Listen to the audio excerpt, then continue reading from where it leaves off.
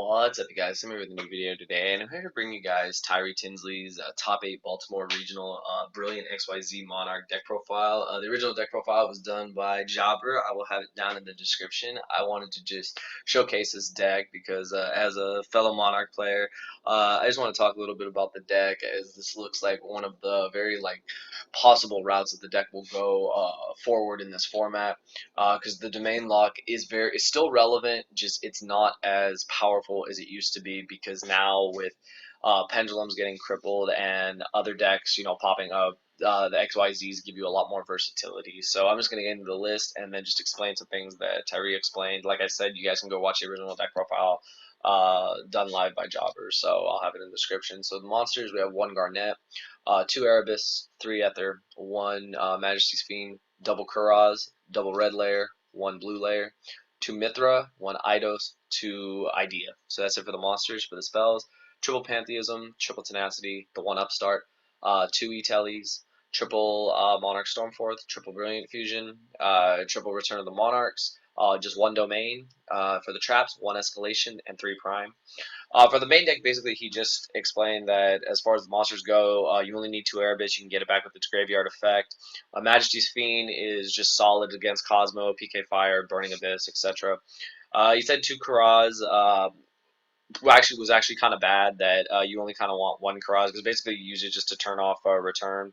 But the deck has changed to where this is still an engine card, but it's just not as necessary, because when you're playing the extra deck Monarchs, all you're really trying to turn off is returns, since that's the only thing that locks you out of the extra deck. So yeah, so that's what he said about Kuraz, and the rest pretty self-explanatory. The ratios on these, many people have talked about these. Mithra is just really good. I've talked about Mithra in the past. Just being able to get a second tribute is just really solid. Plus, gives you extra lights for Brilliant Fusion.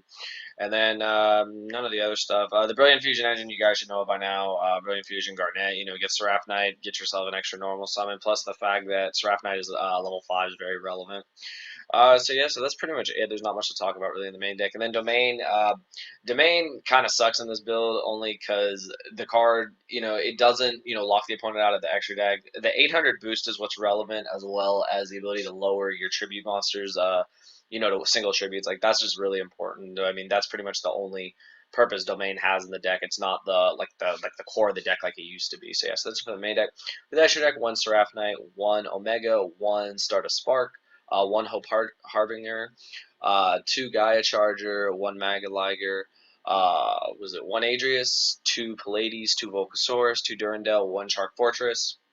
Not too much to explain in here, and I don't think there's really anything I need to explain. He just said Durandal is just like the nuts, and the card really is the nuts. It's such a good card. Just going first with it, or opening with Durandal is just really solid, because you can mulligan with a hand, you can negate pretty much anything, and since you play Brilliant Fusion, you always have basically that free negate, since this card will stay face up. So that's pretty much it in the extra deck. There's not much, and Spark is just because he plays Floods, as you guys can see in the side deck. For the side deck, 2 Flying C, 1 Ghost Ogre, 3 Max C, 1 Raigeki, triple Twin Twister, triple Mask of Restrict, and 2 Chaos Chapel. Not too much to explain there.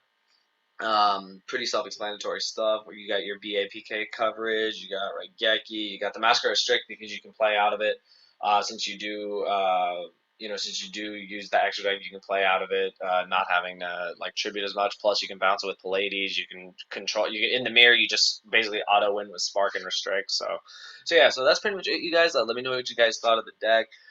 Any fellow Monarch players, what do you think about going this route with the deck? I really like it. It's something I'm definitely going to test out myself. It's probably the next route I will try to go with the deck, because I do realize that the Domain build, while very good in being able to really lock out extra deck decks, you're going to play a lot more Monarchs, and the versatility of having the extra deck gives you the advantage in the mirrors. So yeah, so that's all I got to say, you guys. Again, the original profile will be in the description. I hope you guys enjoyed it. Give it a thumbs up, and thank you for watching.